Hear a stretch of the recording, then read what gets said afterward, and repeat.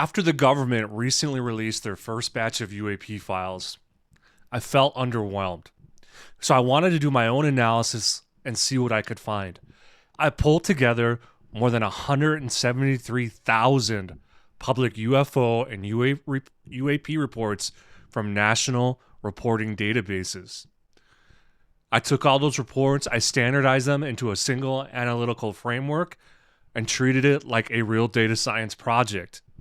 In this video, I will go into detail on what I found and give you new insights into this topic. And with that, welcome everyone. This is Data Divided, where I break data into what matters. My background, I have 13 plus years working in various analytical roles in real-world settings. I have education in data science, finance, business, analytics, and that is the lens that I will bring to this today.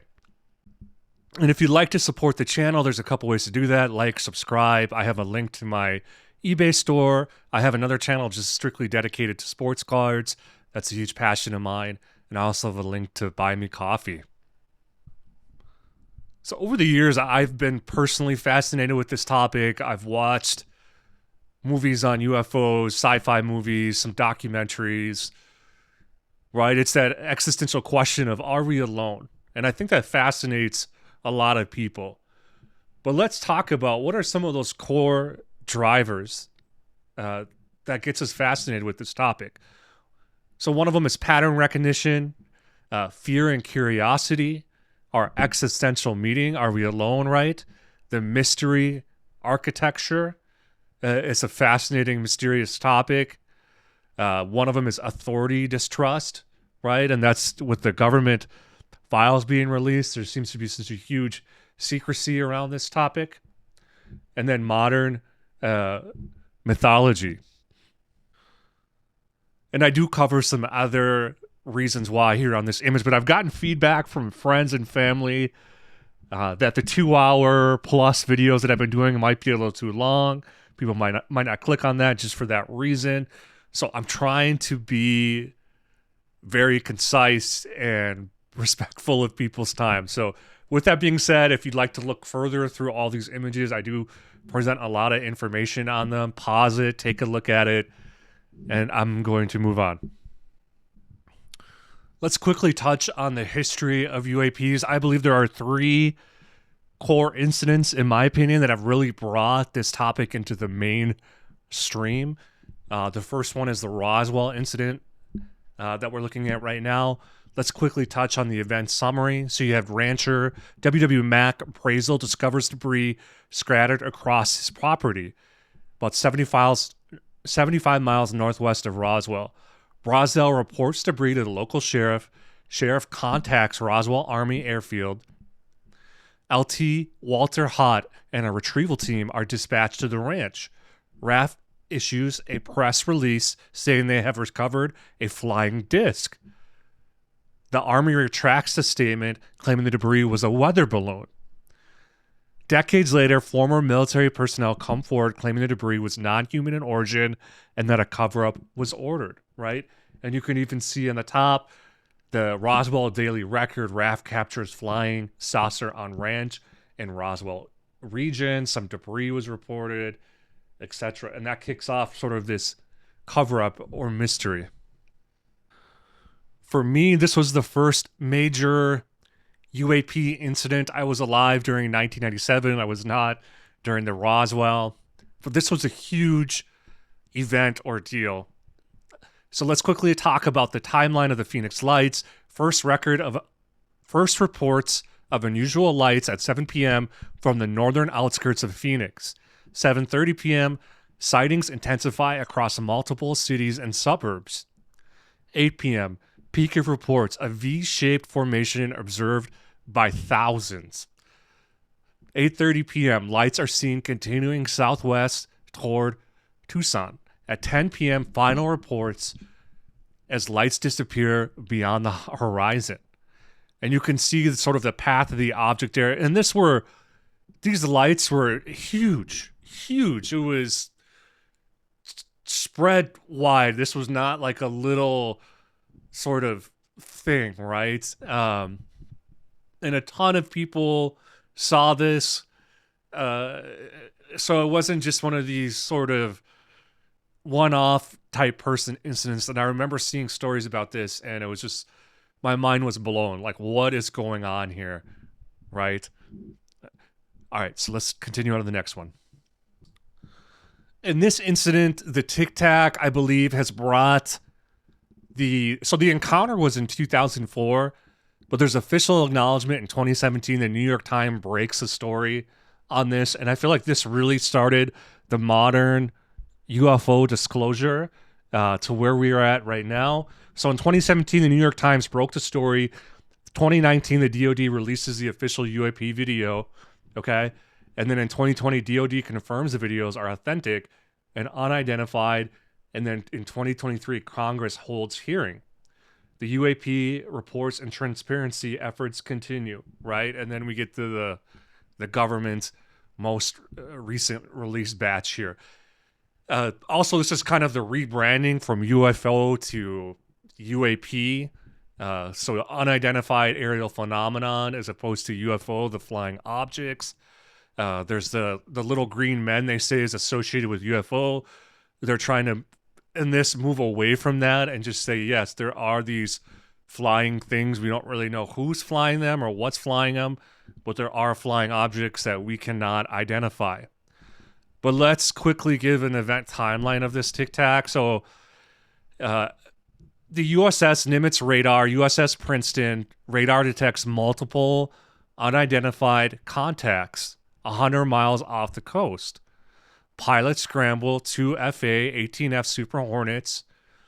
David Favor and Jim Slate are directed to investigate.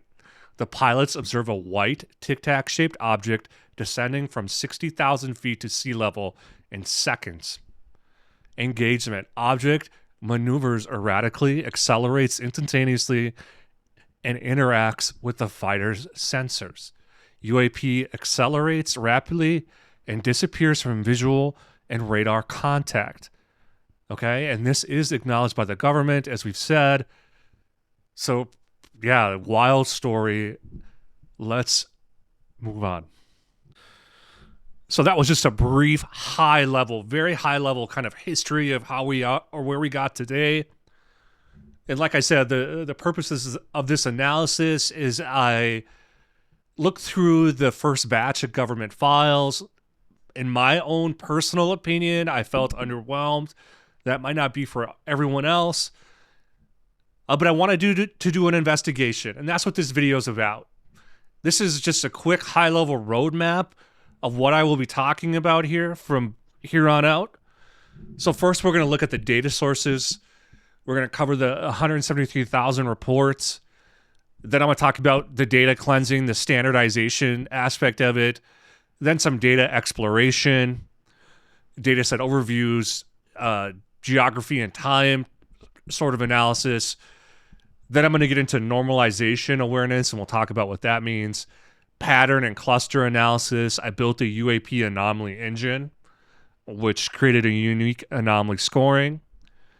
Then we'll talk about extreme anomalies deep dive, which will be real interesting, and then end it with some unanswered questions. I also want to cover what is data science before we move on. If you ask a data scientist, you might get a different answer to this question. But in my opinion, and the framework we will be operating in, is first, you identify the problem.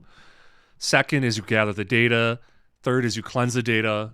Then you select a model, evaluate results, and then present results. Okay? So first off, if we think about this, identify the problem, underwhelmed with the government's recent government release, wanted to do my own analysis. Second is gather the data. I pulled together over 173,000 reports from 2 national databases. Third, I had to take all that data, standardize it, normalize it, create a framework. Fourth, model selection. I created a UAP Anomaly Engine. Fifth, I evaluated the results from that anomaly engine, realizing there were some extreme outliers, and then I'm presenting the results. Okay? So the first data set is the NUFORC Okay? The National UFO Reporting Center. It's one of the largest publicly accessible UFO reporting databases in the world. It's a nonprofit organization that has been collecting eyewitness submission since 1974. The key thing to understand that this is not government data. These are voluntary public submissions from ordinary people like you and I, right? Each report can contain date, times, locations, shape descriptions, durations, witness narratives, and observed details. And that's what makes this data set incredibly valuable, but also extremely messy. The raw data contains inconsistent formatting, duplicate reports, subjective descriptions, incomplete entries, and highly variable witness detail. For example, one person might describe an object as triangle, while another describes the same thing as delta-shaped lights. Some reports are one sentence long, others are several paragraphs. So before any analysis could happen, the data had to go through extensive normalizations and cleansing, which we'll talk about. Another important point is NUFORC data is unverified. That means the goal of this project is not to claim every report is true. Instead, the goal is to analyze reporting behavior at scale. Okay? And so, in other words, we're not treating these reports as proof. We're treating them as data. And with the cleansing aspect, the normalization, there's not a standard intake form for these, right? Which would have helped with keeping the data clean. But let's talk about data set number 2.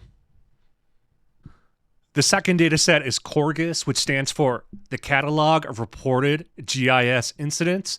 And unlike NUFORC, this data set was much more geospatially structured. While NUFORC focused heavily on free-form public submissions, CORGIS includes metadata, latitude and longitude coordinates, structured incident fields, durations, classifications, and narrative descriptions. And this makes CORGIS extremely valuable for geographic analysis, clustering analysis, regional anomaly detection, and spatial normalization. Right? The CORGIS dataset contains more than 147,000 raw records, making it the largest source used in this project. But just like NUFORC, the data was very far from clean. The dataset contains mixed structured and unstructured fields, inconsistent date and time formatting, overlapping or duplicate reports, varying detail quality, and inconsistent location standards. Some reports include precise latitude and longitude coordinates. Others only list city, states, and other vague references.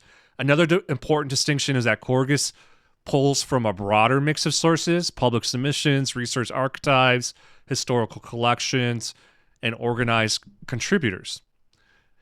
And this gave the dataset wider geographic coverage and much stronger spatial utility. However, it also introduced redundancy, overlapping or duplicate incidents, and cross-source duplication. So before the datasets could be combined, extensive standardization was required. The key reason CORGIS matters to this project was because it allowed the analysis to move beyond simple report counting and enabled geographic clustering, regional anomaly detection, spatial trends. Right? In other words, NUFORC helped capture the human reporting side of the phenomenon, and CORGIS helped structure it spatially and analytically.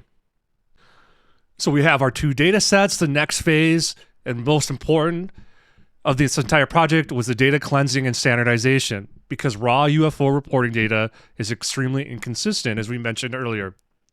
Without normalization, the analysis would have been unreliable. So before any modeling or anomaly detection could begin, both data sets need to be transformed into a unified analytical framework. The pipeline followed 8 major stages. First, the raw data ingestion. The schema mapping. Since the data sets use different field names and structures, everything had to be mapped into a single canonical schema. Right? Third is data standardizations. So many reports use inconsistent time stamps, incomplete dates, or different formatting systems. These were normalized into a consistent data time structure to enable temporal analysis. Fourth, location standardization. City, states, countries, and geographic coordinates are normalized and cleansed. Fifth, text cleansing. Narrative descriptions were cleaned to remove formatting artifacts, inconsistent casing, control characters, and white space issues. Sixth, deduplication. This is critical. The same event could appear multiple times across different sources or from multiple witnesses. So the pipeline identified exact duplicates, near duplicates, cluster reports, and overlapping event submissions. Seventh, validation and quality control. Rule-based checks and scoring systems were used to evaluate completeness, consistency, uniqueness, and confidence levels. And finally, the clean analytical data set was produced. So at the end of this process, the project had a standardized analysis-ready data set containing more than 267,000 processed records. Another important principle of the pipeline was auditability. The original raw records were preserved so transformations could always be traced and reproduced. That matters because the project wasn't just about visualization, it was about building a defensible analytical framework. The key takeaway here is this: the quality of the analysis is only as good as the quality of the data preparation. In a project like this, data cleansing wasn't a sidestep, it was the foundation. It has to be. So this data dictionary basically defines the core metadata layer for every single case in the system. So every row in the final data set represents one case, one observation, one event record. And each one of those records need a standardized structure. The most important field is the case ID. This acts as a unique identifier for every report and allows records to be traced, audited, deduplicated, and linked across analytical models. Next is temporal standardization. The event datetime field stores observations in a normalized UTC format using ISO 8601 standards. That means better temporal analysis completely breaks down if timestamps are inconsistent across sources. The framework also separates event date and event time. Okay, another critical field is source dataset. This is basically meaning if it's from NUFORC or CORGIS. That traceability is extremely important for auditability and reliability assessment. The dictionary also includes duplicate management fields, duplicate status, duplicate group ID. These fields allow related or overlapping reports to be clustered together while preserving the original raw submissions. Not every report has the same analytical quality. Some entries are highly detailed, internally consistent, and well-structured. Others may contain missing information, vague timestamps, or low confidence narratives. So the framework includes a reliability score and confidence score. Okay? Fields like review status, analyst ID, and case notes allow the system to track human review, validation workflow, and analytic notation. This section covers the geographical and temporal framework of the metadata. So this is part of the pipeline that standardizes where and when events occurred. Okay, this may sound straightforward, but in large-scale reporting data, spatial and temporal inconsistency is one of the biggest analytical problems. Different reports may reference different time zones, vague locations, or inconsistent geographic naming conventions. So this framework establishes a standardized structure for all location and time-based analysis. The first layer is geographic normalization.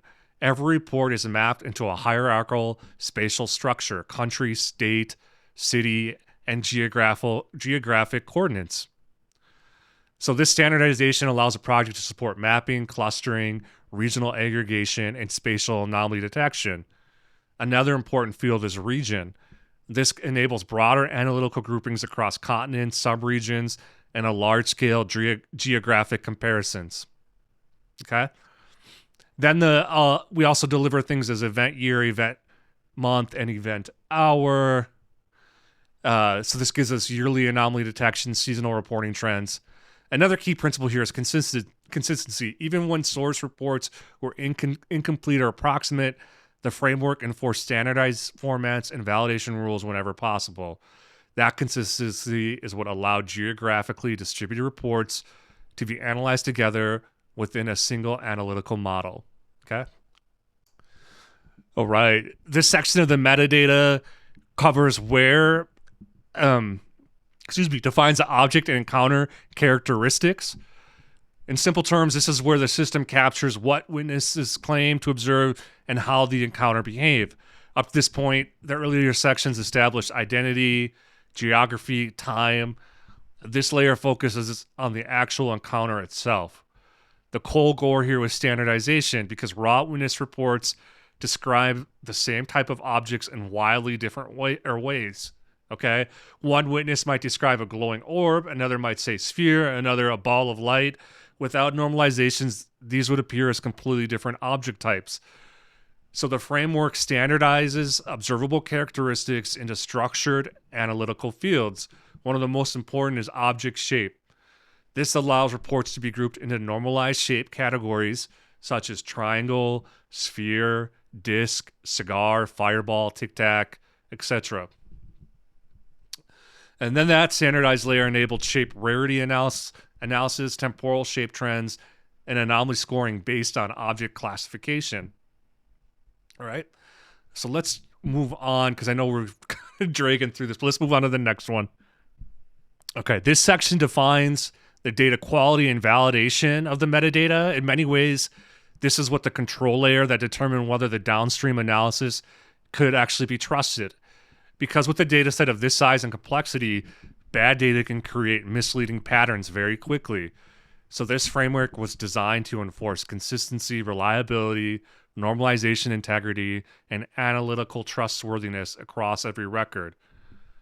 One of the most important components here is duplicate management, right? So large public reporting systems often contain exact duplicates, near duplicates, multiple witness submissions, and cross-source overlap. For example, multiple people may report the same event independently, or the same case may appear across multiple data sets. Okay, so the framework introduced duplicate status, duplicate group ID, and duplicate parent ID, right? So to cluster related reports while preserving the original raw records. That became especially important during anomaly analysis, where clustered events could otherwise artificially inflate results. All right, let's move on to the next one. I'm not going to cover everything in this. This final section defines the narrative analytical intelligence layer of the metadata, right? In many ways, this is where the project evolved from simple data storage into actual intelligence analysis, because most UFO and UAP reports are fundamentally narrative-based. People don't submit structured sensor packets, they submit stories. You know, what they saw, how it moved, what it looked like, how they reacted, and what made the event unusual. So the challenge became, how do you transform unstructured narratives into analyzable intelligence features? And that's what this layer was designed to do. So the first foundational field is the description field. This preserves the original raw witness narrative exactly as submitted. That's important because the raw narrative is the primary observable source. From there, the system generates standardized analytical layers, summary, and a clean narrative. So these fields normalize formatting, punctuation, whitespace casing, linguistic inconsistencies to support downstream natural language processing and clustering analysis. Okay, so moral to all this at a very high level is a lot of thought and work went into this data set for analysis.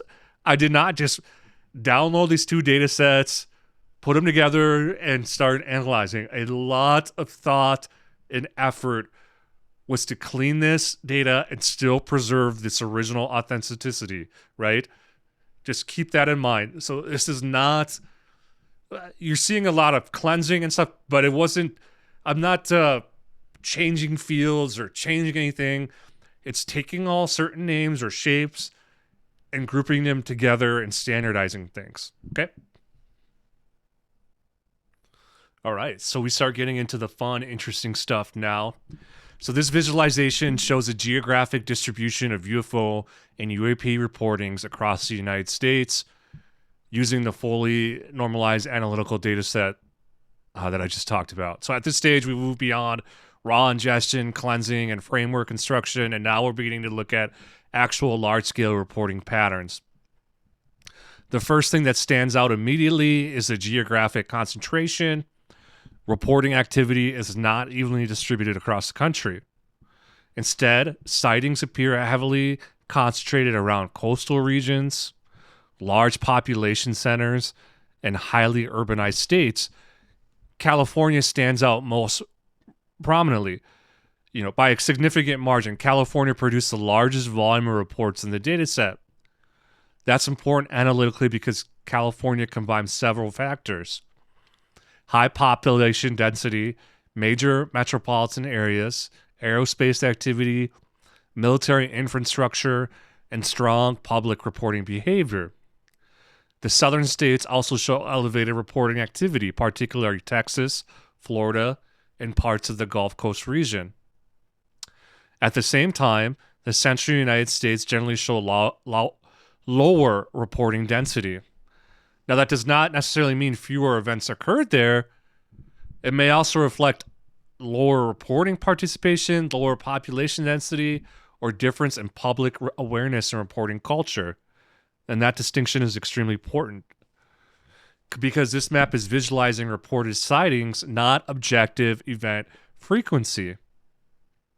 Another important observation is the coastal concentration effect. When the reports are aggregated nationally, coastal states consistently show elevated reporting density relative to much of the interior.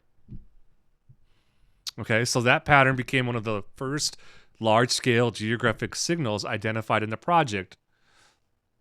And now one of the biggest analytical challenges with maps like this is population bias. Highly populated states naturally generate more reports. So this visualization represents the raw reporting layer, not the normalized population adjusted layer, which we'll look at later. Okay, so this visualization shows the reporting trend across the standardized UFO and UAP dataset over more than a century of observations. The first thing that stands out immediately is the long-term growth curve.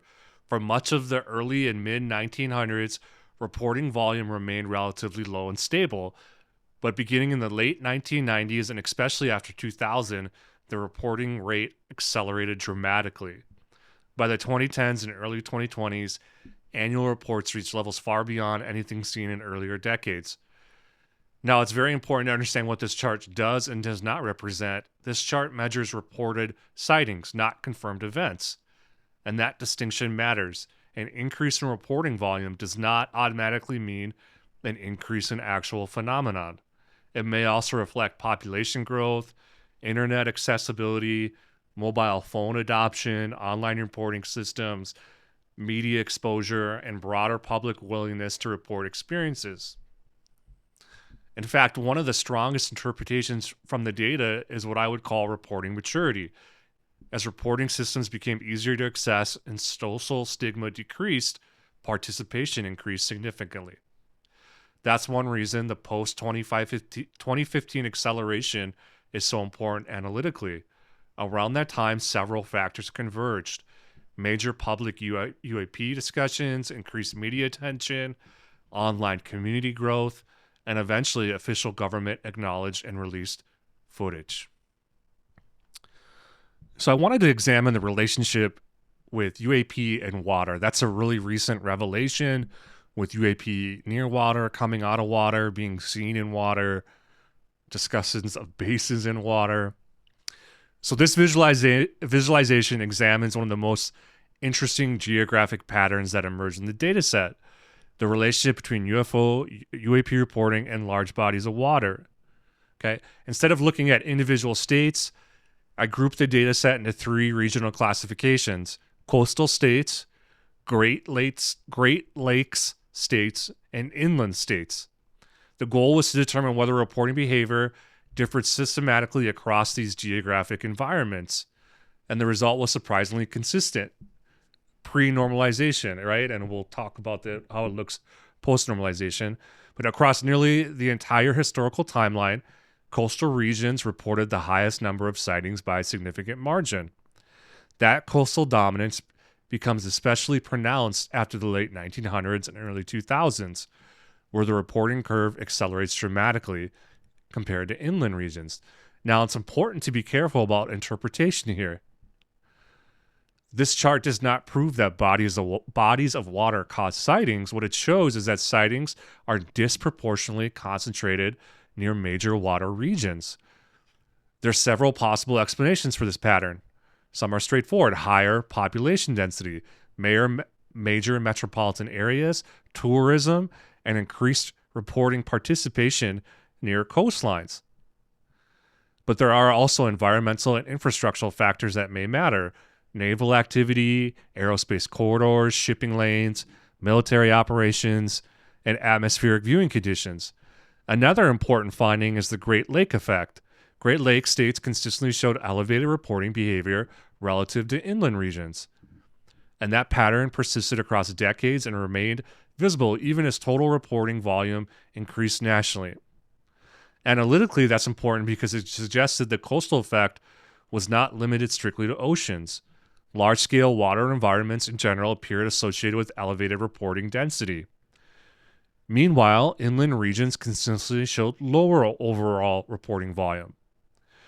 However, what's interesting is that overall trend behavior still moved in the same direction nationally.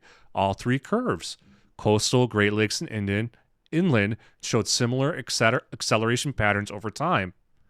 The difference is scale. And that suggests there may be broader national reporting drivers affecting all regions simultaneously, while geographic environment influences overall reporting density. All right, so this visualization examines how reported UFO and UAP shapes changed over time after normalization and classification. Instead of treating all sightings as a single category, the reports were broken into standardized shape groups and tracked longitudinally across the dataset. The top chart shows the 5 most common reported shapes: circle, light, sphere, triangle, and unknown. The bottom chart shows the next most common categories: cigar, disc, fireball, oval, and rectangle. One of the most important findings is that reporting behavior changed dramatically after the late 1900s, right, across almost every major shape category. There's a sharp acceleration beginning around the early 2000s, and that mirrors the broader reporting surge we saw in the overall data set. But what's interesting here is that the increase wasn't isolated to one specific object type. Multiple shape categories accelerated simultaneously. That suggests the shift was likely driven by broader reporting dynamics rather than a single isolated phenomenon. Another major observation is the dominance of the unknown category. Throughout much of the dataset, unknown consistently remained one of the most frequent reported classifications. That's analytically important because it highlights a core reality of eyewitness reporting. Many witnesses simply could not confidently classify what they observed. Rather than forcing artificial precision, the normalized framework preserved uncertainty as its own valid analytical category. Another key pattern is volatility. After 2000, the reporting curve becomes far more unstable and dynamic. There are rapid spikes, sharp declines, and fluctuating dominance between categories. That variability became an important layer during anomaly analysis because it suggested that some shape categories experience temporary surges rather than steady long-term growth. The lower panel also reveals several interesting secondary trends. For example, fireball reports show some of the sharpest temporary spikes in the dataset. Meanwhile, disc and oval categories show steadier, sustained growth patterns. This visualization demonstrates one of the most important analytical lessons in this entire project. Raw data can tell a very different story than normalized data. At first glance, the earlier geographic analysis appeared to show a very strong coastal effect. Coastal states overwhelmingly dominated the raw reporting totals, and initially that seems to support the idea that UFO and UAP sightings cluster near large bodies of water. But there's a major problem with interpreting raw totals directly, and that is population biased.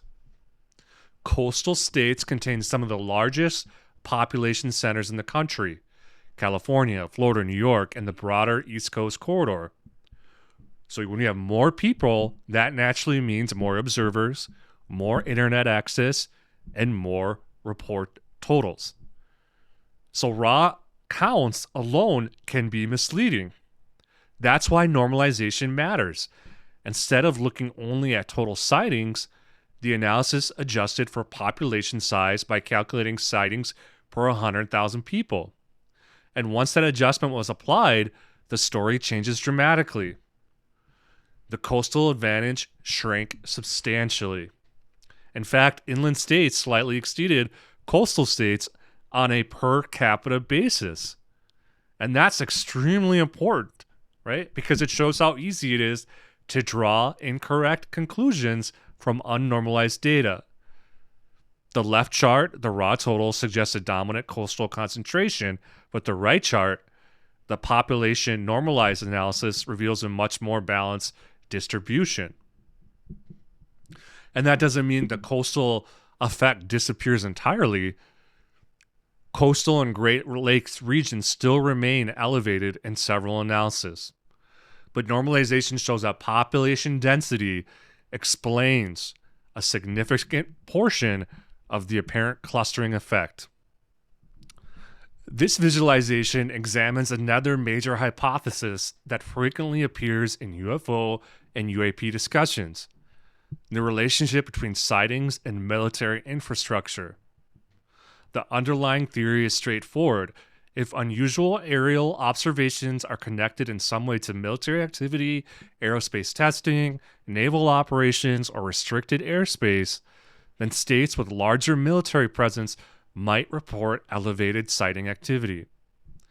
So the data set was divided into two broad groups: states with major military presence and states with lower military presence. The first chart shows the raw totals. At first glance, states with major military infrastructure reported slightly more sightings overall. That initially appears to support the theory.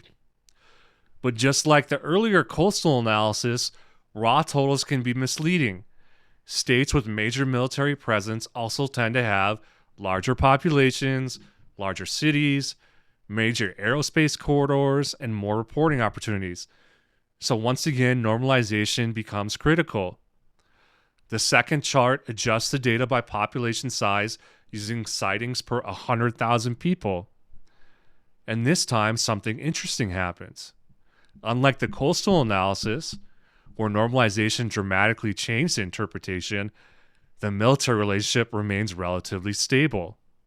After normalization, states with major military presence still report slightly more sightings per capita.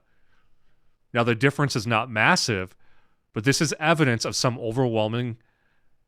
This is not evidence of some overwhelming military-driven effect, but analytically, the relationship appears more persistent than the coastal relationship after statistical correction.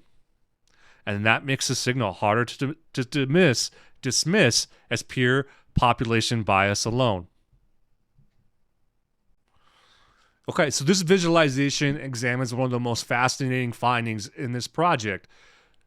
It is the descriptive structure or shape of the UFO and UAP reports changed dramatically over time. This isn't just a story about more reports, it's a story about different kinds of reports becoming dominant in different eras. The table breaks the dataset into three broad time periods: before 1990, the 1990s, and the modern era after 2000. And instead of looking at raw totals, this analysis looks at the percentage share of sightings represented by each shape category. That distinction matters because it allows us to see how reporting behavior evolved independent of overall dataset growth. And one of the biggest changes involves the classic disk category.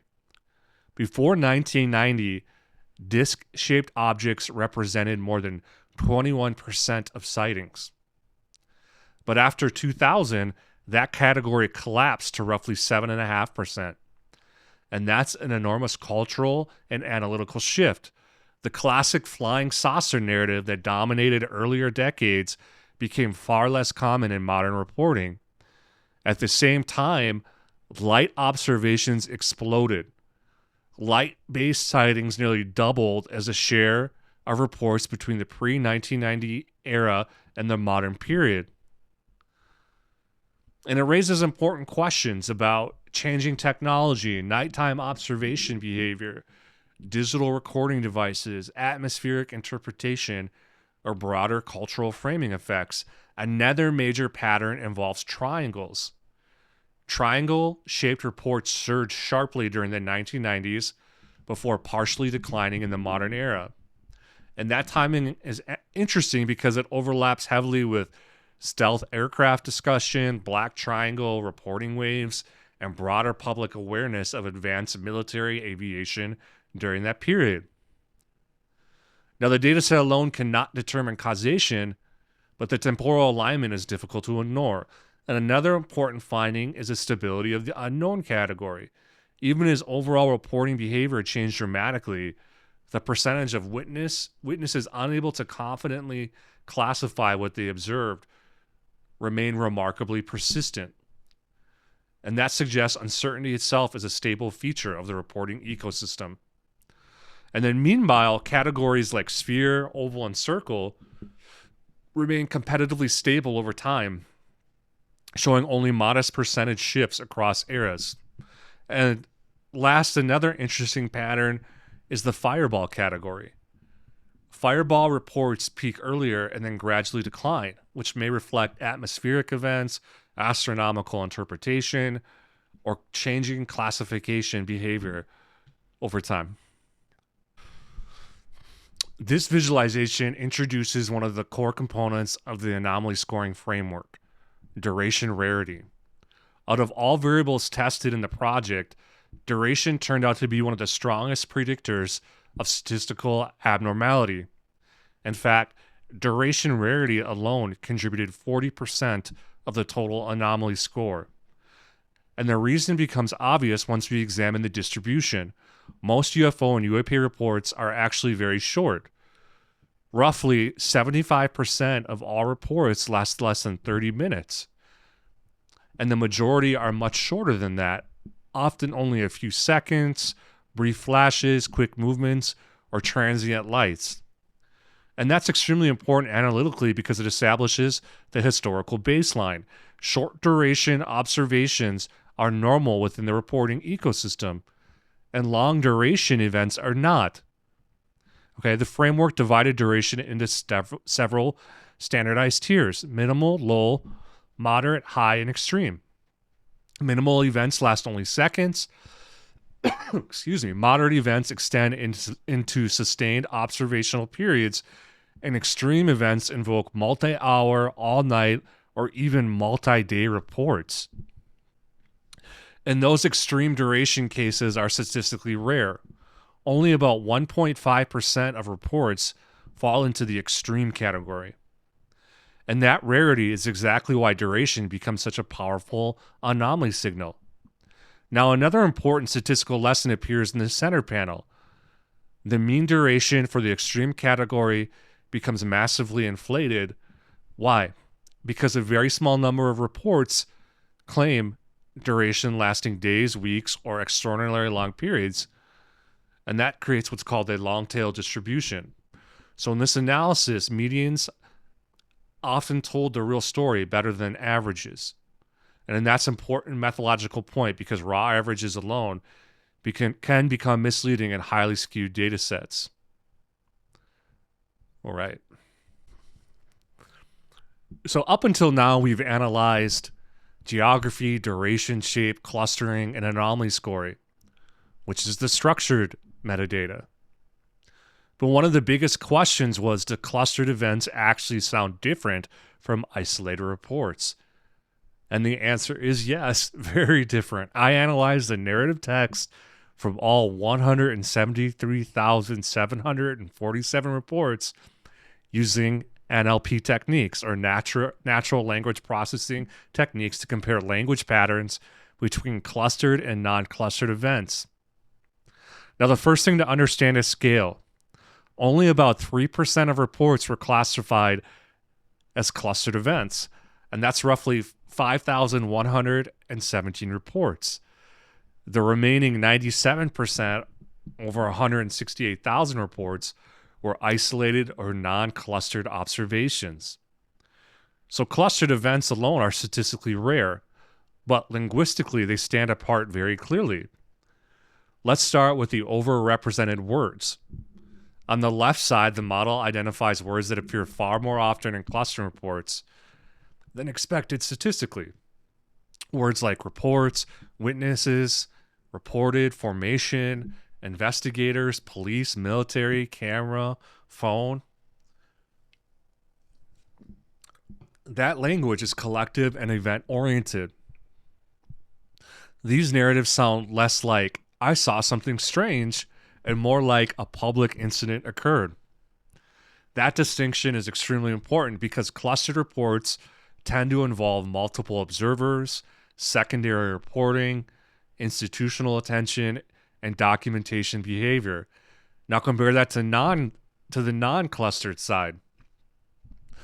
The overrepresented language became much more personal and observational. Words like looked, moving, fast, bright, sky, plane, star, saw, away.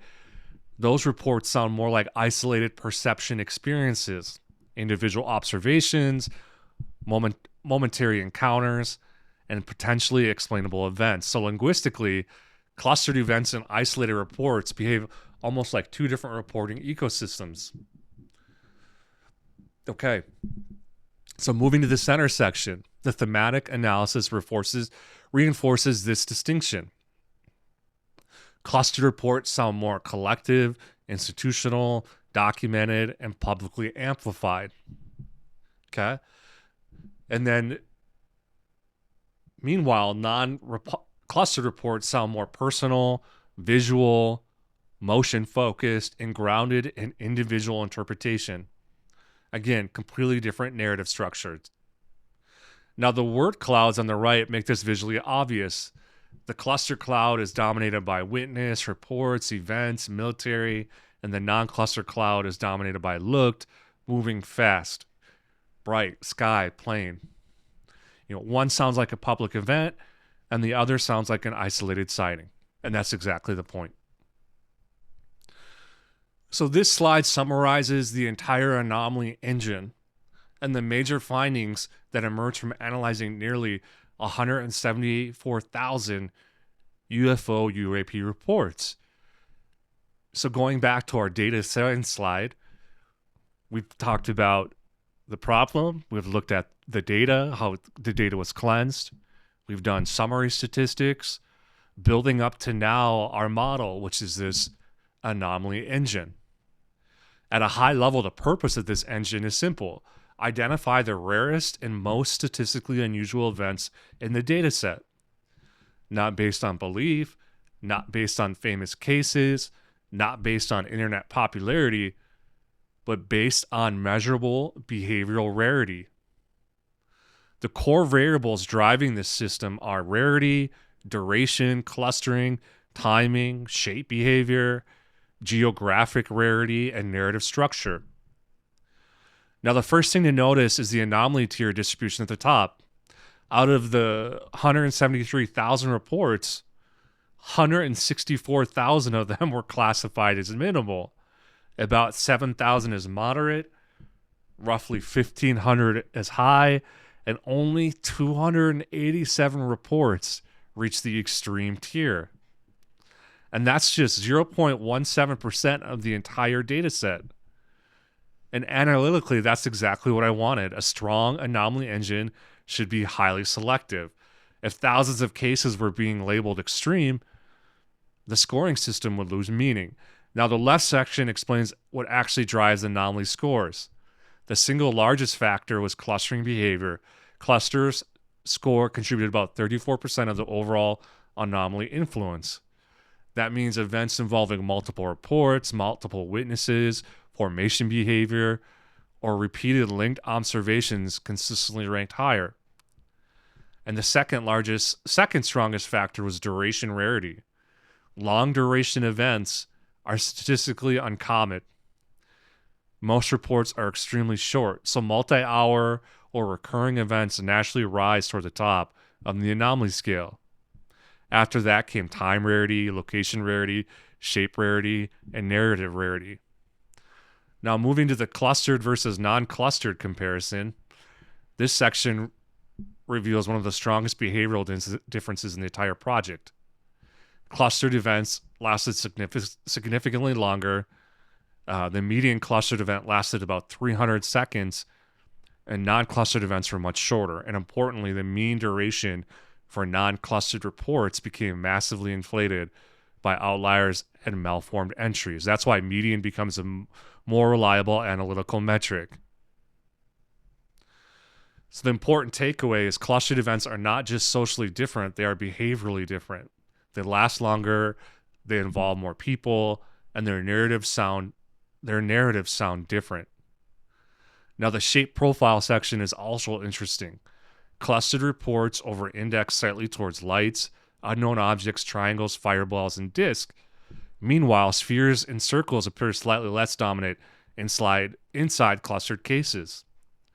That suggests certain object profiles may naturally produce more socially amplified reporting behavior. Now, the middle section shows some of the top scoring anomaly examples surfaced by the engine.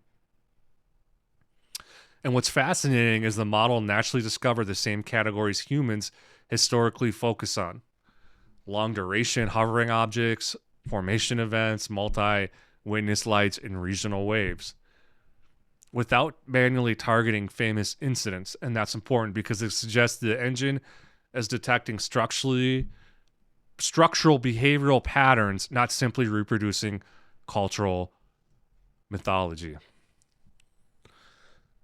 So let's go deeper into the Anomaly Engine. Okay, so this explains one of the single most important findings in the anomaly framework. Duration is one of the strongest drivers of anomaly. In fact, duration rarity alone contributed to roughly 40% of the total anomaly score. Well, why is that? Because statistically, most UFO reports are extremely short. The majority of sightings last seconds or just a few minutes. Long duration events are generally rare. Now, the chart on the left shows the duration tier distribution across the full data set. And the numbers are very revealing. About 20.8% of reports last under 30 seconds, 28.4% last between 30 seconds and 5 minutes, and another 26% last between 5 and 30 minutes. So combined, roughly 75% of all reports last less than 30 minutes. And that's the normal baseline behavior. Now, if you compare that to the extreme duration tier, only 1.5% of reports lasted longer than 3 hours. And that's incredibly rare statistically. And that rarity becomes analytically important. Because the longer an event persists, the more opportunities there are for multiple witnesses, repeated observations, documentation, behavioral analysis, and social amplification. Now, the center section is extremely important because it demonstrates why medians matter more than means. The mean duration for extreme events appears absurdly large, over 152,000 minutes, and that would imply a multi-week or multi-month sightings, but that's misleading. The data set contains a very small number of massive outliers. Okay? Those inflate the mean dramatically. The median tells the real story, and the median duration for the extreme tier is 240 minutes, so about 4 hours. And that's still extraordinarily long compared to normal reports. So the key lesson here is duration distributions are heavily skewed, which means medians are often more reliable than averages in anomaly analysis. Now, the right side explains the duration tiers themselves. These tiers were intentionally designed to align with observational patterns. Minimal, 0 to 30. These are quick flashes. Low, 30 seconds to 5 minutes. Short, sustained observations. Moderate. These often invoke tracking behavior, hovering, or multiple observed actions. And then high, 30 minutes to 3 hours. And then finally, the extreme duration, anything longer than 3 hours. And these are exceptionally rare events. This image explains the second major driver inside the Anomaly Engine, clustering rarity. And clustering contributes roughly 30% of the total anomaly score. So why is clustering so important? Because clustering captures something fundamentally different from isolated sightings. It identifies socially amplified events, cases where multiple independent reports describe the same phenomenon in the same place and time frame. And that's powerful, right? Because it reduces the likelihood that a high anomaly score is being driven purely by a single observer, a personal interpretation, or random visual misidentification. Now, the first thing to notice is the clustering distribution on the left. The dataset is overwhelmingly dominated by isolated reports. About 97% of all UFO reports are a single report or single witness event. And that's the normal baseline. True large-scale clustered events are extraordinarily rare. And as cluster size increases, rarity increases dramatically. And you can see that clearly in the lower left chart. Clusters involving 2 to 3 reports are already uncommon. 4 to 6 reports become extremely rare. And anything above 20 linked reports is statistically exceptional. In fact, only 26 reports in the entire dataset qualified for the extreme cluster tier. That's 0.01% of the full dataset. Now here's the fascinating part. All 26 of those extreme cluster reports came from the same event, Tinley Park, Illinois. And that's one of the strongest validation signals in the entire project, because the clustering engine independently surfaced a historically famous mass sighting event without being manually told to target it. That means the clustering logic is behaving correctly. Now, the center statistics section explains how the tiers work. Minimal is isolated reports, low is 2 to 3 linked reports, moderate 4 to 6, high 7 to 19, and extreme is 20 or more. All right, this image focuses on the third major component of the anomaly engine, shape rarity. And shape rarity contributes roughly 30% of the total anomaly score.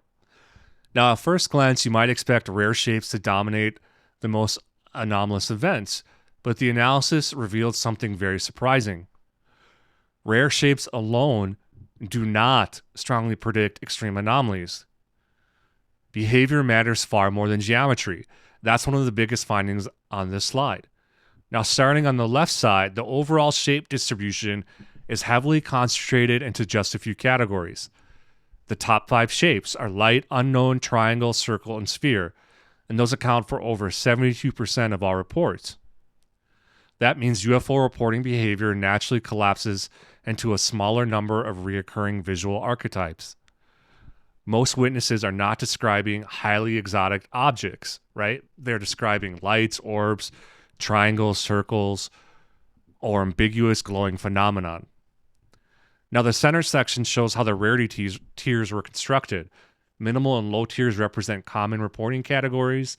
Moderate and high become increasingly uncommon. And the extreme tier represents the rarest shapes in the entire dataset. Things like cubes, stars, crosses, cones, teardrops. These are statistically very rare. But here's the key surprise. When we look at which reports actually become extreme anomalies, rare shapes underperform.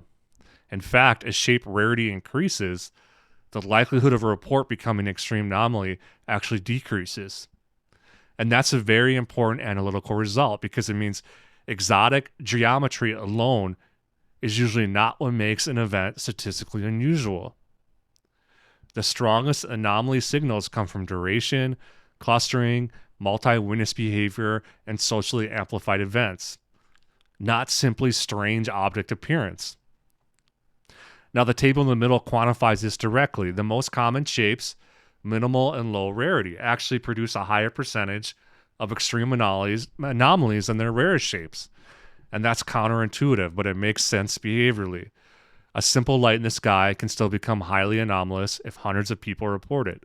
It lasts for hours, forms structured formations, or produces synchronized behavior. Meanwhile,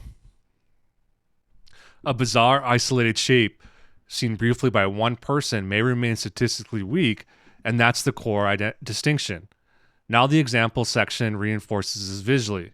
Common shapes include lights, triangles, disks, and spheres, and these are the same categories that repeatedly surface inside clustered public events. Meanwhile, the truly rare shapes, cubes, stars, crosses, appear very infrequently and often lack strong behavioral amplification. Okay, so this slide represents the culmination of the entire anomaly detection engine. And as I said earlier, after processing, cleansing, standardizing, deduplicating, and scoring nearly 174,000 reports, only 287 cases qualified as extreme anomalies. So 0.17% of the entire data set. And that's what I want. All right. So the rarity itself is part of the validation, as I've mentioned, but now the important question becomes what actually separates these cases from the rest of the reporting population? And this slide summarizes the behavioral patterns that consistently emerge. First major finding, extreme anomalies are heavily clustered. Nearly 89% of them were associated with clustering behavior, and I talked a lot about clustering behavior, so I won't go too far into that. Extreme anomalies were rarely isolated single observer incidents, and that's a major statistical distinction from baseline reports. The second major finding, they last significantly longer. I talked about that earlier. Again, that directionally aligns with the duration rarity model discussed earlier. And the third finding involves object shape profiles. Certain shapes over-index inside the extreme anomaly population. Spheres, disks, triangles, and formation-style objects appeared disproportionately often. And importantly, formation behavior becomes much more common in the extreme set. Not just isolated lights, but coordinated, structured observations. And the fourth major pattern emerged from the language itself. The narratives become noticeably more public and institutional. Words like witness, investigators, reports, formation, military, camera, and news appear far more frequently. And that's extremely important because it suggests these events are not just visually unusual, they are socially amplified. People discuss them collectively. They get reported repeatedly, and they attract secondary witnesses and external attention. The fifth finding is behavioral repetition. The same themes appear again and again across unrelated extreme cases.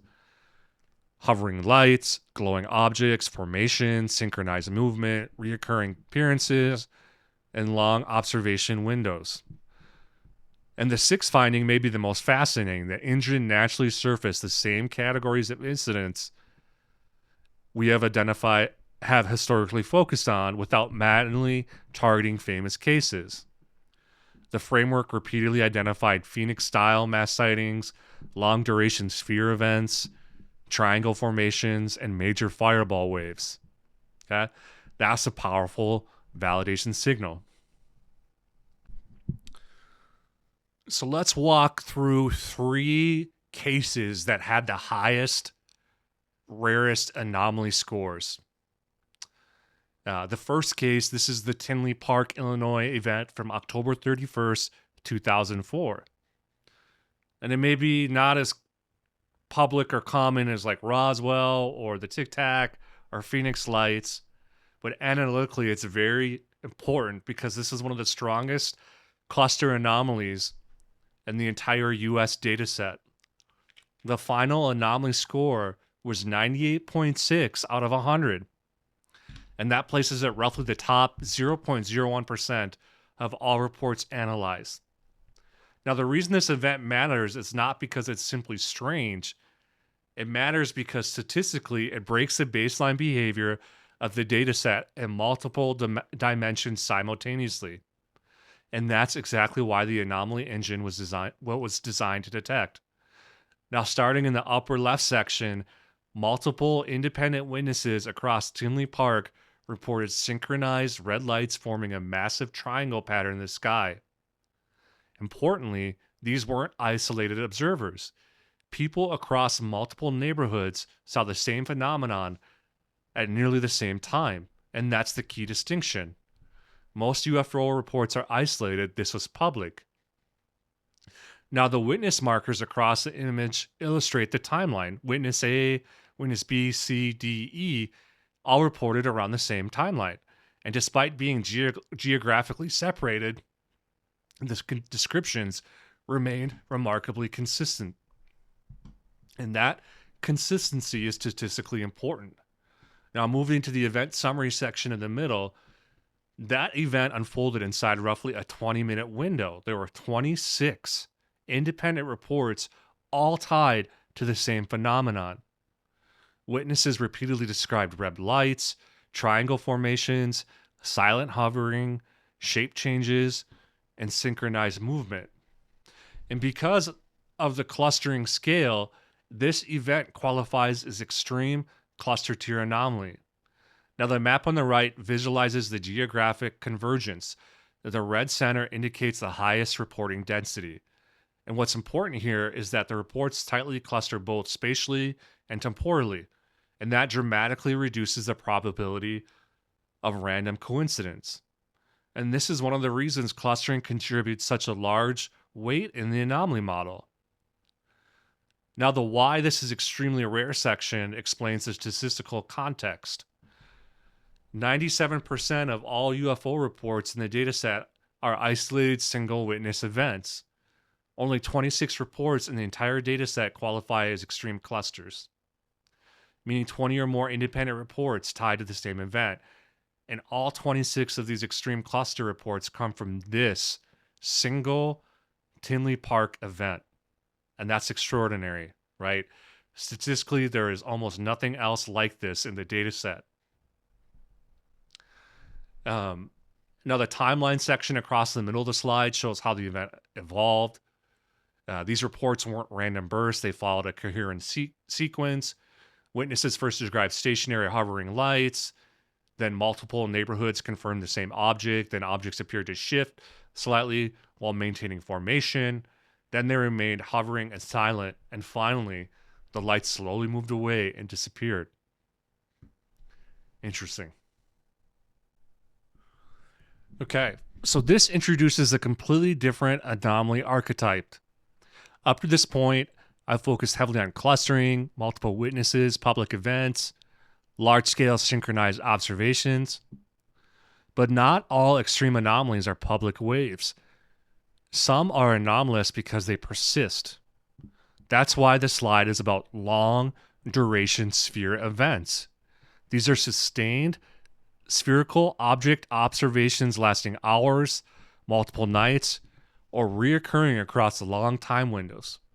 And analytically, these become one of the strongest persistent-based anomaly classes in the entire dataset. Now, the top right section defines the archetype very clearly. These are sustained spherical object observations lasting multiple hours or reoccurring across multiple days. An example of events from this class score around 97 out of 100 on the anomaly scale. And that places them roughly in the top 0.02% of all reports. Now, the image on the left visually represents the core phenomenon. Witnesses repeatedly describe large glowing spheres or orbs, often red, orange, or amber, and remaining visible for extremely long periods of time. And importantly, they are usually not behaving chaotically. Most are described as stationary, slowly drifting, hovering, or reappearing night after night. And that consistency becomes analytically important. Now, the quote underneath it represented the pattern. It stayed there the entire evening, just a glowing red orb. Hours went by and it never moved much. That type of language appears repeatedly in this archetype. Now, moving into the statistics section in the center, there are 1,976 sphere event reports identified in this class, and that's only about 0.11% of the total data set. But what separates them is duration. The median duration is 180 minutes, roughly 3 hours. The mean duration is 566 minutes, or 9 hours. And remember, the median matters more than the mean here because means can be distorted by extreme outliers. Even so, both values are extraordinarily high relative to normal UFO reports. Now look at the additional metrics. 273 multi-day events, 621 recurring observations, and reports distributed across 368 different cities and regions worldwide. This is not one isolated local phenomenon. It appears repeatedly across geography and time. Now the slide makes the critical point orange. Duration is the primary driver. These events last roughly 60 times longer than the dataset median. And because duration rarity contributes 40% of the total anomaly score, these events naturally surfaced near the top of the anomaly engine. Now the duration distribution chart on the upper right is extremely important. The gray bars represent all UFO reports. The orange bar represents sphere events. And what you immediately notice is sphere reports are massively concentrated in the high and extreme duration tiers. Most UFO reports are short. Sphere persistent events are not. And that separation is statistically dramatic. All right? So this image represents another major anomaly archetype. But this one is fundamentally different from Tinley Park or the long duration sphere events. This is not primarily a persistent anomaly, and it's not just a clustering anomaly. This is what the model classifies as a public amplification anomaly. The Phoenix Lights event from March 13th, 1997, one of the most publicly visible and socially amplified UFO events in modern history. You might have had other events such as Roswell or the Tic Tac socially amplified, but they weren't as publicly visible. Only a few people witnessed them. Okay, so and analytically, that distinction matters enormously because the anomaly engine is not only measuring what people saw, it's also measuring how an event propagates socially, geographically, and narratively. Now at the very top right, the slide defines the archetype clearly. Widespread public visibility, massive media coverage, and multi-source reporting across a metro region. That combination is extremely rare in the dataset, and the example anomaly score here is 96.3 out of 100. That places the event in roughly the top 0.05% of all reports analyzed. Now, starting with the left side, the Phoenix Lights phenomenon involved a massive V-shaped formation of lights moving silently across the Phoenix metro area. Witnesses consistently described large glowing lights, slow, steady movement, silent behavior, and enormous scale. And importantly, this wasn't seen by one neighborhood. It was visible across a huge metropolitan region. That geographic spread is critical. Now, the bullets beside the image summarize the core behavior pattern. Massive V-shaped formation, silent, steady movement, visible across huge areas, witnessed by tens of thousands, and heavily covered by media. Those factors dramatically amplify anomaly scoring. Now, the witness quote is important because it reflects a recurring narrative pattern in the dataset. It was huge, it was silent. That combination, large-scale visibility with quiet, controlled movement, appears repeatedly in high-scoring public amplification events. Now moving into the event summary section. This occurred on March 13th, 1997. As we said, multiple waves of observations occurred between roughly 7 p.m. and 7:30 p.m. local time. And the event generated 1,928 independent reports. That's enormous, especially considering these all belong to the same broader event family. The visibility area covered hundreds of miles across the metro region, and media coverage became extensive, both locally and nationally. That matters analytically because media amplification changes reporting behavior. Events become socially reinforced, widely discussed, and rapidly propagated through public attention networks. Now, the wide visibility map on the upper right visualizes that spread. The reports are not isolated around one street or city block. They radiate across the entire Phoenix region, and that scale is statistically exceptional. Most UFO reports are highly localized. This was regional. Now, the why is this extremely rare section explains the statistical significance. Only 1,928 reports in the dataset form an extreme public amplification cluster. And so this becomes one of the most heavily documented UFO events in modern history. So to wrap this up and do a holistic analysis, this section shifts the presentation away from what the data appears to show and towards what we fundamentally do not know, right? Up to this point, we focused heavily on normalization, anomaly detections, clustering, behavioral archetypes, etc. But a rigorous analytical framework also has to acknowledge uncertainty. And that's what this is all about. The core unresolved questions, not speculation, not conclusion, the unanswered technical and evidentiary gaps that remain after the analysis is complete. Now, at the top right, I intentionally included the Carl Sagan quote, "Extraordinary claims require extraordinary evidence," because that principle anchors the entire project. The goal here is not to prove belief, and it's not to dismiss everything automatically. The goal is to determine what survives rigorous analysis. Now, the first major question on the left is probably the most important one. What percentage of reports remain truly unexplained? Because this is where public discussion often becomes distorted. Most UFO reports absolutely do have conventional explanations. The analytical estimate here suggests roughly 60-70% are conventionally unidentifiable. Another 20 to 30% are probably explainable with high confidence. And only a small fraction remain genuinely unresolved after filtering. And importantly, some percentage simply lacks enough information entirely. And that distinction matters enormously. Unexplained does not automatically mean extraordinary. Sometimes it simply means insufficient data. Now, the key question underneath is critical. What remains after assumptions, bias, misidentification, and poor quality evidence are removed? The true unknown set is still not clearly defined. Now, moving on to question 2. Are there generally performance characteristics beyond known technology? This is one of the most controversial areas in the entire field.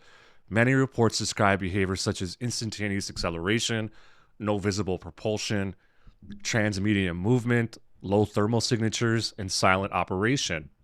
Now, analytically, the important distinction is this. Are these real object behaviors or sensor artifacts, perceptual errors, data fusion mistakes, or incomplete observations? And that's the unresolved issue, because a witness description alone is not sufficient to establish technological impossibility. Now, question 3 asks something extremely important statistically. Why are high-quality cases so rare? If extraordinary objects were common, we should expect more definitive evidence. But instead, we observe a pyramid structure. At the bottom, huge volumes of low-quality reports. At the top, very few high-confidence multi-sensor cases. And truly definitive physical evidence appears to represent a tiny fraction of the total dataset, less than 0.1% in the conceptual model. That rarity creates a major evidentiary problem because the strongest claims often rest on the weakest statistical foundation. Now, question 4 shifts towards sensors and perception. This is critically important in the modern era because many reports now involve radar, infrared, night vision, aircraft systems, military targeting pods, and sensor fusion. But every sensor system has failure modes. Potential distortion factors include calibration errors, atmospheric interference, data artifacts, environmental clutter, and human interpretation bias.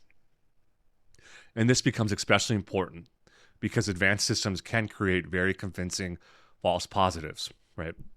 Question 5, what makes a case technically resolvable? This is one of the most practical questions in the entire presentation because many UFO cases simply lack the data required for scientific resolution. The slide outlines the ideal conditions: multi-sensor confirmation, synchronized timestamps, precise geolocation, chain of custody, raw data access, and independent verification. And the reality is, very few cases contain all of these simultaneously. And that's one reason the field remains difficult to resolve conclusively. So this section moves beyond the data itself and into something equally important: the human system surrounding the phenomenon. Because UAP is not only a technological mystery, it's also a psychological, cultural, institutional, and social one. And if we ignore those dimensions, we risk misunderstanding the data entirely.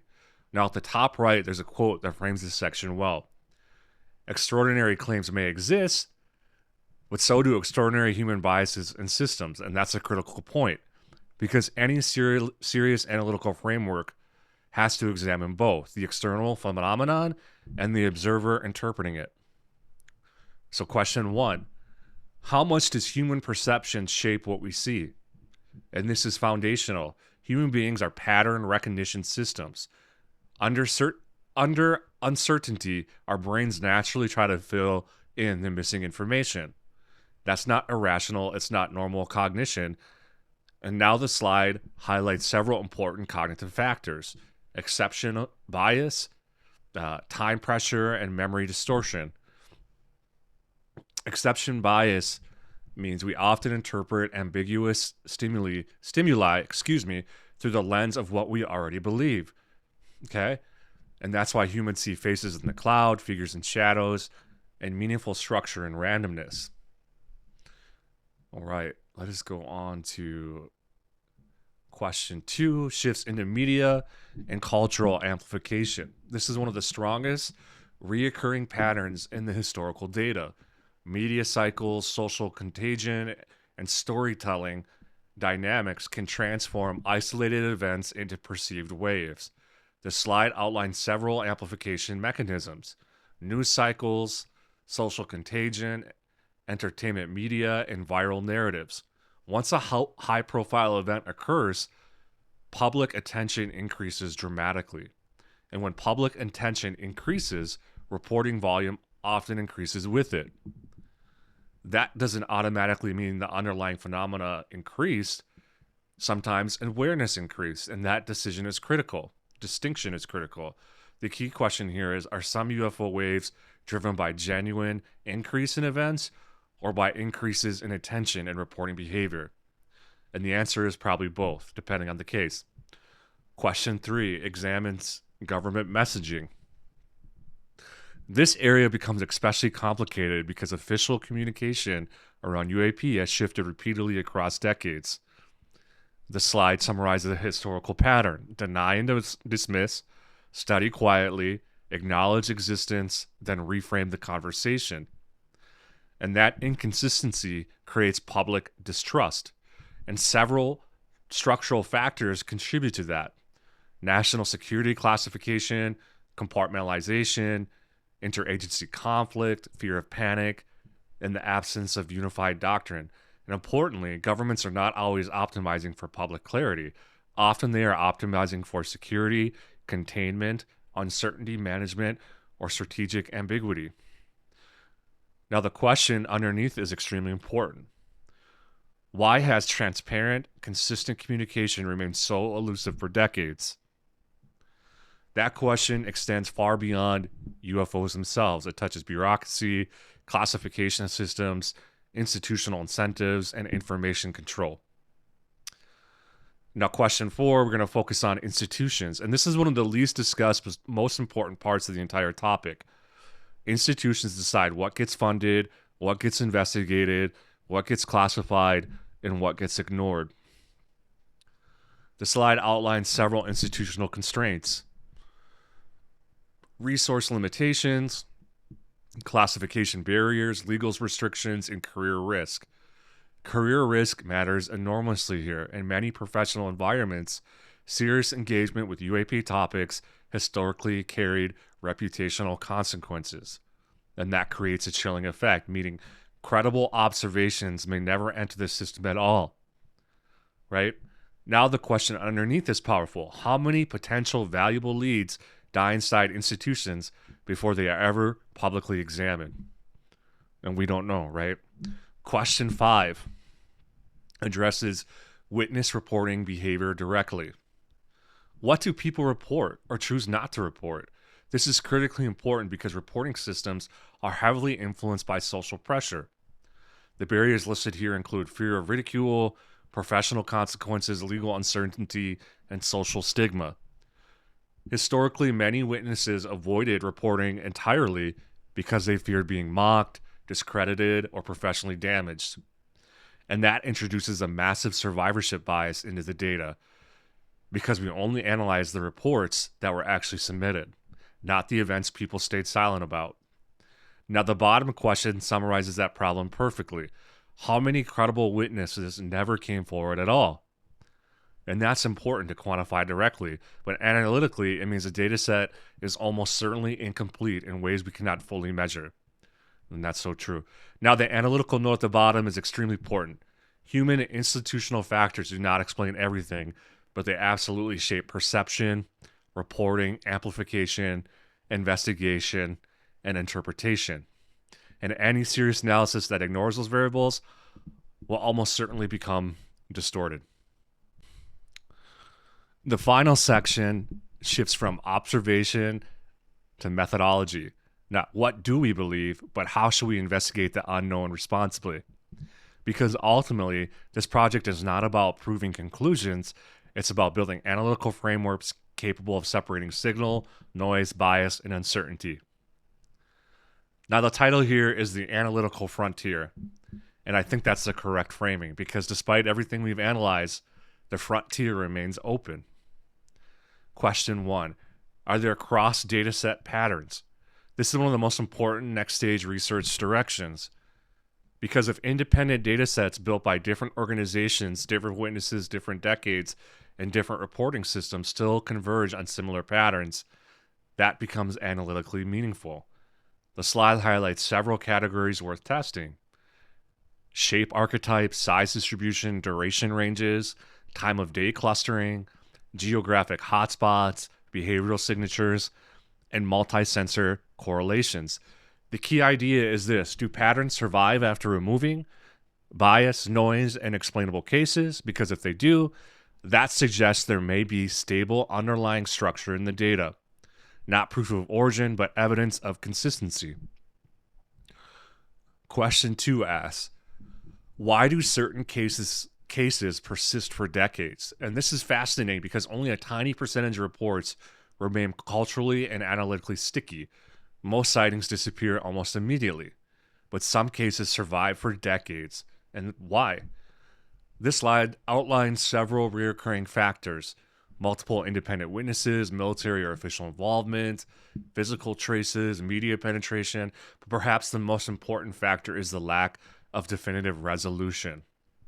Unresolved cases persist psychologically, and the core question becomes what separates enduring cases from those that fade away? And that's a very important analytical problem. Question 3. What can data analytics really tell us? And this is where the project transitions fully into modern analytical science. The slide outlines several advanced approaches: cluster analysis, anomaly detection, did all this stuff. This matters because traditional case-by-case review has limitations. Human investigators struggle to process hundreds of thousands of reports simultaneously. But large-scale analytics can reveal macro patterns invisible at the individual case level. Now, importantly, the slide also shows the concept of data integration layers, right? Because future serious analysis likely requires combining open source reports, sensor and telemetry data, military records, scientific environmental data, and historical context. No single data set is enough, right? Question 4 tackles the hardest issue of all. What would constitute proof? This is probably the single biggest unresolved problem in the entire field because extraordinary claims require extraordinary evidence, evidentiary standards, and the slide lays out a proposed evidence framework: repeatability, independent verification, physical evidence, transparent chain of custody, and multi-domain corroboration. And this is extremely important, right? one blurry video alone is probably never enough. One witness alone is probably never enough. One sensor anomaly alone is probably never enough. But multiple independent systems converging on the same event, that becomes much more difficult to miss. Question 5. What is the ultimate analytical goal? And this is maybe the most important philosophical point in this presentation. The goal is not to enforce a conclusion, not to prove aliens, not to debunk everything. The goal is to systematically reduce uncertainty. And that's the real mission and the path forward. Right? And the section captures this perfectly. Open minds, not open conclusions. Rigor over belief, transparency over secrecy, data over dogma, collaboration over competition, and humility over certainty. And that is the mindset required for any mature analytical discipline. Now, I want to point out the principle in the top right because it's extremely important. Patterns do not prove origin, but they can reveal structure and the unknown. And that's exactly right. Analytics can identify consistency, correlation, behavior, and anomaly, but pattern recognition alone does not establish causation. And that distinction matters enormously. Now the bottom section ties everything together. The analytical mandate says we cannot control the unknown, but we can control the rigor of our methods, the quality of our questions, and the integrity of our process. And that's scientific thinking. All right, everybody. Thank you so much. Like, subscribe. Remember those links at the beginning. And catch me for the next one. Bye.